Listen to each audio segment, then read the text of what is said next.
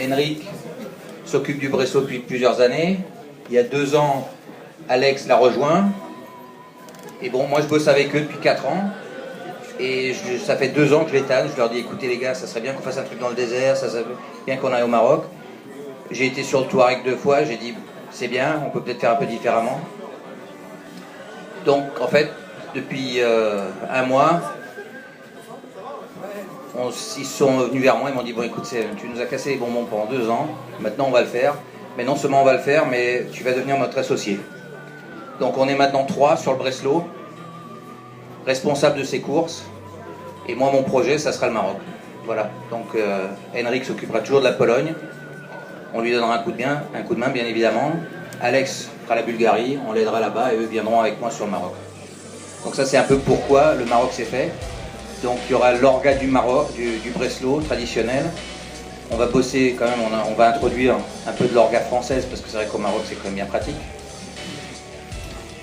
Donc voilà. Alors au niveau des dates, on a choisi du 1er au 10 mars. On a choisi cette année, pour la première année, de ne pas avoir de moto ou de quad. La raison étant une raison de sécurité. La première année, on n'aura pas les budgets pour avoir l'hélico. Et je me refuse d'avoir des motos et des quads au Maroc sur des pistes rapides sans hélico. C'est un peu une des raisons pour lesquelles aussi on a abandonné la Roumanie parce que bon, notre partenaire local ça allait pas, mais c'est surtout au niveau du rapatriement sur les hôpitaux, etc. Sans l'hélico, en Roumanie c'était très compliqué. Donc cette année sur le Maroc on commence, on aura 2 catégories, extrême et cross-country. On aura voiture, SSV, camion et voiture avant 1990.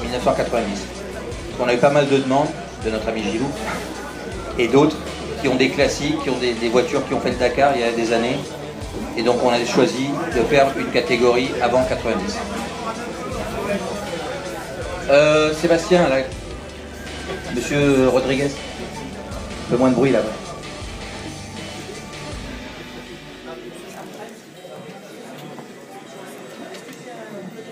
Alors, je vais essayer, la technologie c'est pas trop mon truc, de vous montrer un peu quand même la carte.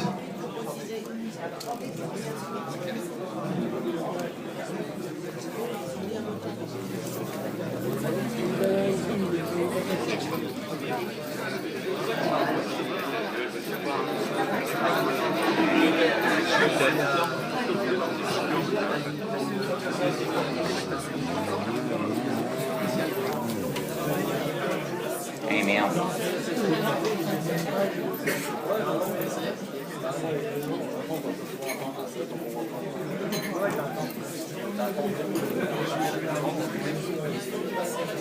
Voilà.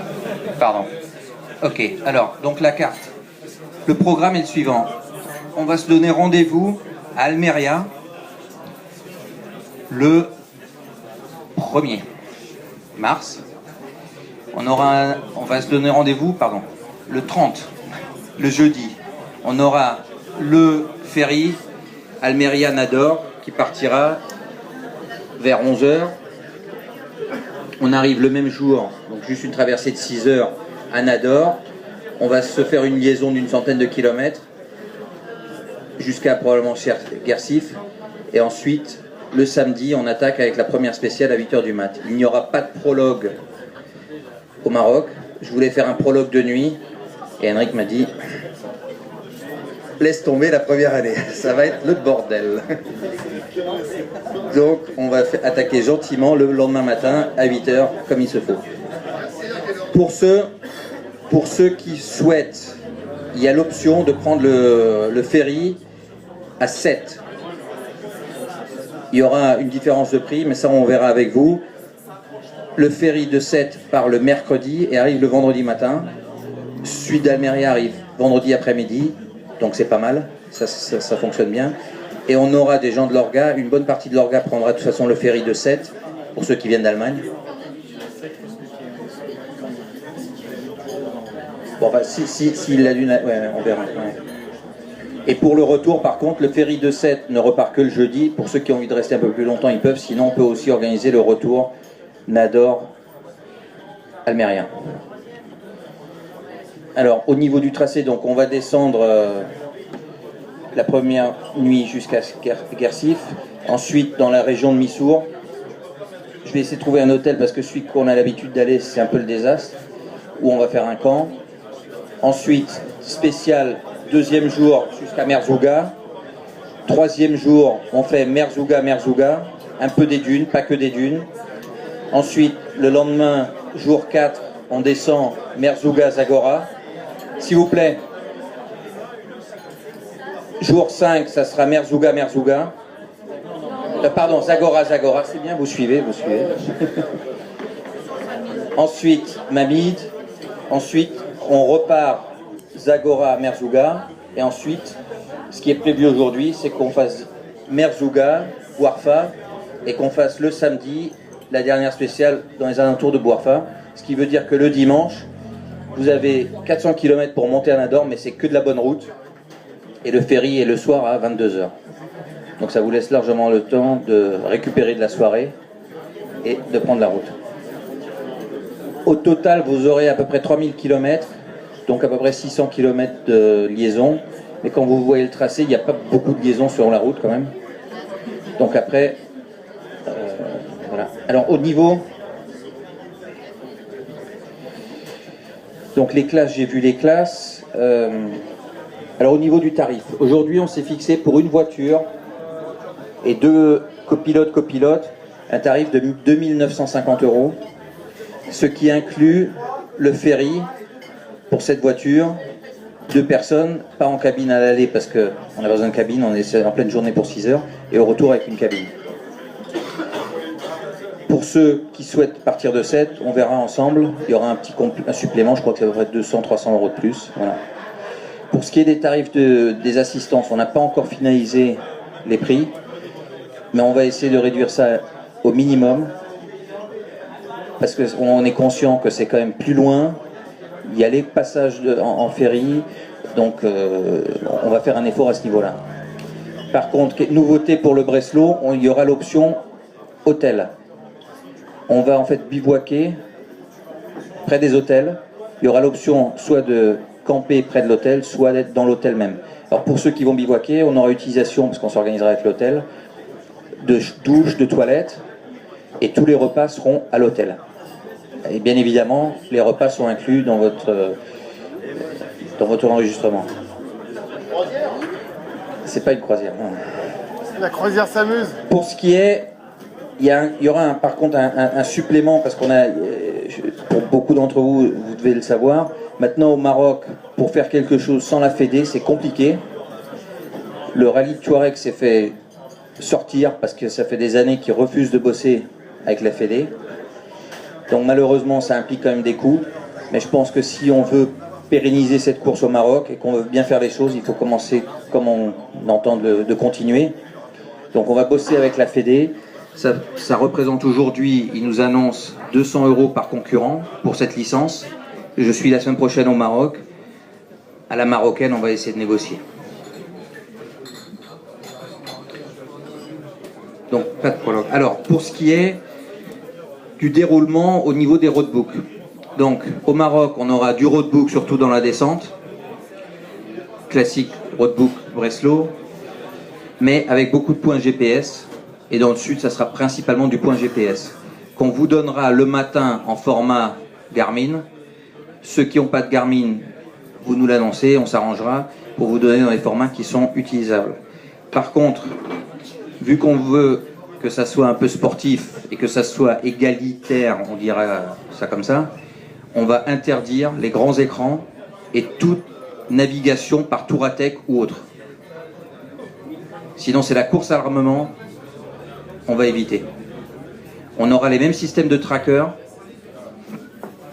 Donc là, on pourra voir aussi comment on pourra juger des tracés qui auront été pris. J'ai brièvement mentionné tout à l'heure, au niveau du règlement, on va rajouter certaines choses au règlement. Les arceaux, s'il vous plaît. les arceaux sont obligatoires, les harnais sont obligatoires et les filets de porte sont obligatoires. Si ça part en couille à haute vitesse, les vitres cassent, on ne veut pas qu'il y ait des membres qui se retrouvent dehors, donc les filets de porte, c'est obligatoire. Et ensuite, tous les choses habituelles pour le désert, on va demander 20 litres d'eau, des roquettes de détresse, une bâche, également téléphone satellite obligatoire par équipage. Je ne sais pas en France, mais en Allemagne ça peut se louer à 40 € de la semaine. Après il ne faut pas appeler sa copine tous les soirs parce que ça va vite faire fraîcheur. Mais les prix sont vraiment très accessibles. Alors après, si vous ne trouvez pas des prix accessibles sur la France, on peut se renseigner, peut-être faire travailler avec quelqu'un en Allemagne ou avec une société à qui on peut dire voilà, tous nos concurrents vont se pointer chez vous, qu'est-ce que vous nous faites comme tarif? Ça, c'est à voir. Et également, on imposera 2 roues de secours. Parce que pour ceux qui connaissent le Maroc, les crevaisons sont multiples. Donc c'est obligatoire d'avoir 2 pneus. Alors autre chose, au niveau des assurances, alors ça concerne les Allemands, mais je ne sais pas par rapport aux Français, beaucoup d'assurances n'assurent pas les véhicules sur le Maroc. Donc bien vérifier avant. Les Français peut-être, il y a peut-être des Suisses ici, je ne sais pas. Bien vérifier qu'on n'ait pas de drame lors des ports quand on va faire les vérifs techniques et administratives. Évidemment, on vous demande de prendre une assurance médicale complémentaire, assurance voyage. Et au niveau du rapatriement, moi j'ai des amis des Anglais qui ont regardé avec des organismes anglais. Apparemment, le seul organisme qui vraiment fonctionne bien, c'est la DAC. Eux, ils vous rapatrieront le véhicule sur l'Europe. Donc, à vous renseigner, mais pareil, là, on vous fait passer les infos dans une newsletter. On a beaucoup en ce moment dans le programme. On essaie de tout couvrir, mais il y a des infos qui viendront au fur et à mesure. Au niveau des enregistrements, pour les 3 courses, les enregistrements pour le Maroc sont à partir du 1er décembre. Moi, je pars en reco la semaine prochaine pour 10 jours. En revenant, on ouvre les enregistrements. Et on aura plus d'infos après à ce moment-là. Ce qu'il faut savoir, c'est que sur le Maroc, vu qu'on n'a pas de prologue, le départ sera donné dans l'ordre des enregistrements. Pour les enregistrements pour la Pologne et les Balkans, les enregistrements seront à partir du 15 janvier. Alors pour les Balkans en général ça se passe pas mal au niveau des enregistrements, mais la Pologne c'est la course. L'année dernière, en 15 jours, on avait bouclé les enregistrements. Donc si vous avez l'intention de venir au Maroc, le 15, faites vite. Donc ça c'est pour moi ce soir.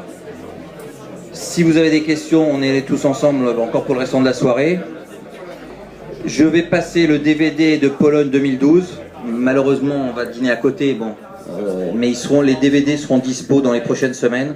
On est juste en train de finir le DVD sur les Balkans et les 2 seront mis ensemble. Merci d'être venus. Bon plaisir pour la soirée encore. Et si vous avez des questions, n'hésitez pas.